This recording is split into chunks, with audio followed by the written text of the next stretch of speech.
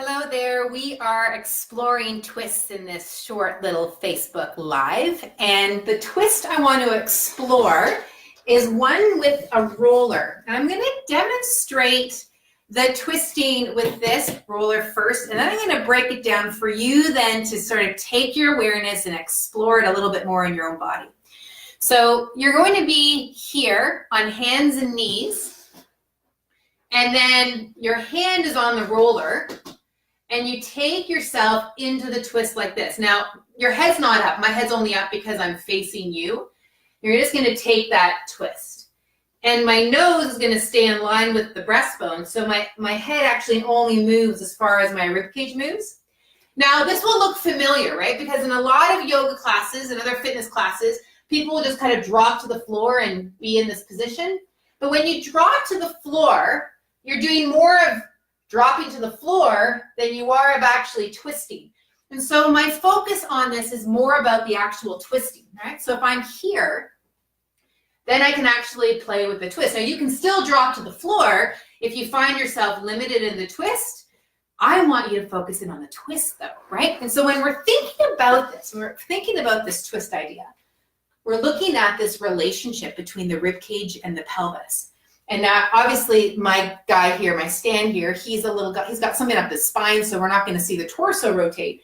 But the idea is that the rib cage is rotating this way, right? We're moving this top part relative to the bottom, right? Let me make this a slightly better orientation here, right? So we're moving the top relative to the bottom. Yeah. And the bottom is staying relatively quiet. Now I know that out there in the yoga and fitness and Pilates world, sometimes it's said that you should move your pelvis with a twist. And I don't tend to do that. I usually say keep the pelvis quiet as the rib cage moves, because a lot of times when people are saying move the pelvis, it's because someone's overdoing it and over pushing with their arms, and that their abdomen, their obliques are really not involved, and it's kind of passive. And then the SI and lumbar and other areas of the hip and through the legs can get into a bit of trouble. But if you actually pay attention to what's going on between the ribs and the pelvis and not make this passive place, but actually connected and involved, then you're not going to go too far. And in fact, I find twists to be a remarkable movement to help people with SI joint issues, like really remarkable. So if you do them well, they can do a ton for improving your function, improving your movement, and improving your integrity overall, okay? So let me again now show this to you. The idea here is removing the rib cage while keeping the pelvis quiet, and we're utilizing the roller for this purpose. Yeah, and so if I'm here, I'm taking my hand here, I'm starting with a bit of protraction here of my shoulder blade, and then I continue with the rotation. Again, I'm looking up at you so I can see what I'm doing, and I'm not, just to make sure that all is going well.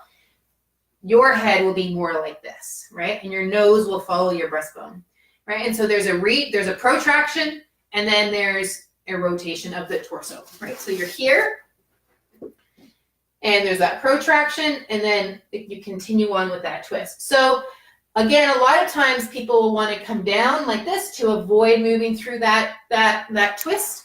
Lots of people can get limited in that twist, and so if you practice at this, you'll be amazed. If you are an avid walker, if you are an avid runner, you will be amazed at how much more power, how much more effortlessness that you have in your movement when you begin to twist better, right? And when that becomes a more efficient movement. So again, let's demonstrate this. You're going to be doing this with that arm, and then you're going to go into a twist. So I'm here, right? I go into that protraction, and then I take it into a twist. Yeah, good. If I do it this way, you can see in another angle.